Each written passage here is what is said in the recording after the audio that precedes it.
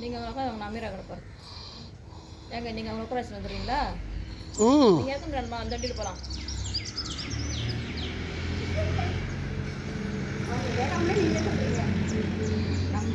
நம்ம நினைக்கிறோம் அதெல்லாம் கிடையாது. அங்கே ஒருத்தர் நினைப்பார், அவரை யோசனை பண்ணிக்கோ. இல்லைண்ணா என்ன வராரு, சாயங்காலம் கேட்குறாரு, நைட்டு கேட்குறாரு.